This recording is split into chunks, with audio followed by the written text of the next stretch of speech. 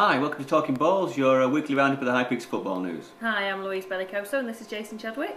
Right, well, we've had a storming win for the Bucks, haven't we? Newmills have gone out with the Derbyshire Cup at the semi-final stage, and of course tonight we've got a big derby game, the Millers and Glossop, haven't we? It should be a cracker, that, shouldn't it? Right, and what else? Oh yeah, Durham City have been fined, haven't they? So yes, so they've now got even less points than they had before. Never mind.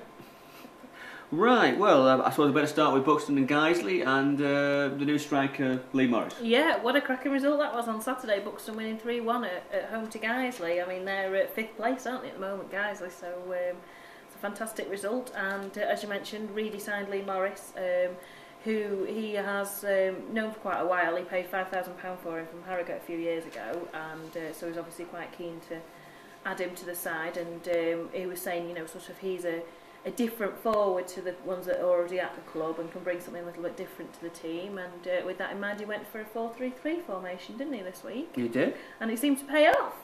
It was a good result and good performance, I thought. Played well, man. Yeah. Sort of 20 minutes either side of half time. He lost away a bit, but the first half an hour and the last half an hour were very, very good, I thought. Yeah. Especially given the quite difficult conditions on the pitch. Obviously, a lot of volunteers have been up there in the morning clearing it, and they've done a good job. But there was still quite a bit of snow lying around somewhere, and of course the pitch was cutting up a bit anyway. Pitch is not good now, is it? No. So in those sorts of conditions, I thought that was quite good. So Morris actually made his full debut on Saturday and got his first goal after just 13 minutes. He did. You can't ask for much more than that, can you? No. What I liked about him, he's quite vocal. He's a leader, isn't he? Yeah. He you know, he's not tremendous. I mean, I was expecting someone a bit taller, to be honest with you, the way he'd been described. Yeah. But he's as target men go, he isn't the tallest one in the world, is he? True. But he's a very vocal leader, and I thought he was a good influence on the rest of them. Yeah, I think he seems like he's going to do well at the club. So. And what I did like actually in the second half, when they got the pen, instead of taking it himself, he threw the ball to Reedy. Yeah. Which I thought was a nice touch, Yeah, and obviously Mark's lacking a bit of confidence, and slotting that away will help him, won't it? Yeah, exactly. Reedy's been a bit sort of off colour until the last couple of weeks, so hopefully this can bring him back round. So no, a good debut all round. Yeah, really. Definitely. So Buxton were ahead at half time, obviously after Lee Morris's goal, but then on 53 minutes, Guiseley got a penalty, and they converted that one. So then they levelled things, and then at the other end, Buxton got a penalty. Towie was brought down, and as you say, Reedy took the penalty and slotted that home. So that made it 2-1, and then Kieran Luxon wrapped things up in injury time, didn't he, with quite a good finish, I Great, thought, well, lovely through ball. Yeah. And actually, they tried the same thing 2 or 3 times in the previous 10 minutes, and they'd been offside. Yeah. And they tried it the last time, and he obviously was onside, and he put it where he hit for, didn't he? Yeah, it was a really good finish and a good goal to round off a really good day for Buxton, and Reedy was delighted with the result and the performance, and quite naturally. Yeah, well, so. I think we may as well get straight into that and play John's interview now. He was certainly upbeat. He was almost fighting to get to the microphone, wasn't he? At the end of the thing, he couldn't wait to get the camera on. So we'll play that now. Yeah. We were quite brave today. We played a very attacking system.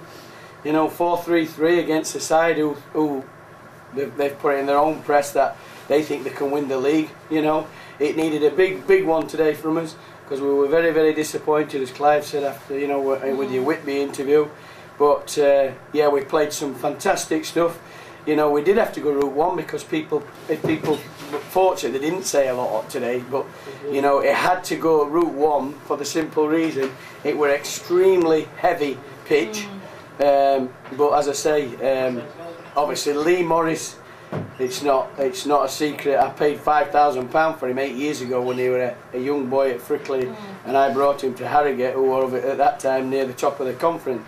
So me and Clive have been big admirers of Lee, and when the opportunity came this week, you know, we snapped him up, and you saw today his all-round play, and to get a goal absolutely over at Moonfort, lad. You know, he's quick, he's bright, he plays off the shoulder. He doesn't give them half a second, you know. And Mark Reed, stroke young Kane, stroke Gav when he's back, they'll all benefit by a player like this. He's mine and Clive kind of player. It'd be good for us as a team. I have to say, going back to the game today, I thought the three in the middle were absolutely outstanding. Towie for me were our man at match. I thought he were outstanding, and obviously Maxie picks all the little balls up. you know, and obviously the ball for the third goal was just, you see that in Premier and you'd be dancing on your chair, wouldn't you? So, you know, a fantastic team performance, and to beat them over at Moon, and as I say, pleased for me and Clive, because what a brave decision. You know, we sat in here and said, do we go 4-4-2 and just sniff it out, or do we go 4-3-3? And I wanted to go 4-3-3, and he said, well, let's go for it.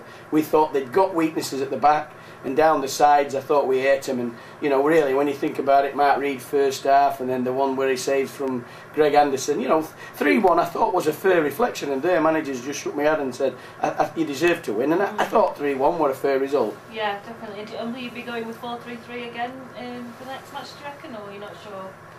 Well, we'll have all week to think about that. You know, Kendall away. You know, we'll just take every game as it comes, really, Louise. You know, as I say, I thought Kane, even though he didn't have any magic today, he still did his part in the team. You know what I mean? So it gives us another option, an option we've not had all season. Lee Morris now opens them avenues up for me and Clive to say, do we go that way? We can go three ways. You know, obviously we can go for everybody plays 4-4-2. People are brave, they play 4-3-3, and sometimes they play 4-5-1. We've got the option to do all the three now, so you know we'll take Steed at training on Thursday, and then obviously the journey up to Kendall should be a good journey, and hopefully, you know, it's put us back on track for a possibility to sneak into them playoffs. If we hadn't got 3 points, and Clive will verify it, I said if you don't get anything less than 3 points today, your playoffs are finished. They're not finished now. You know, we need to go to Kendall and win. Can we win our next 5? That's exactly what I said, and we've won 1 now. Now we'll go up to Kendall and we'll be full of spirit. You know, we don't go many team buses this year, but we've got a team coach. We're all travelling up together, and this will not do us any harm whatsoever. You know, as I say, not the classic, but that's as good a win in my opinion since I come to the club. Especially in such difficult conditions on the pitch as well. But you know, while we're talking about that, can I thank every single supporter who came down here at 8 o'clock this morning, or whatever time it was, when by the time me and Clive arrived at 12:30, they were all on that pitch, and there's got to be a massive thanks from the players and the management.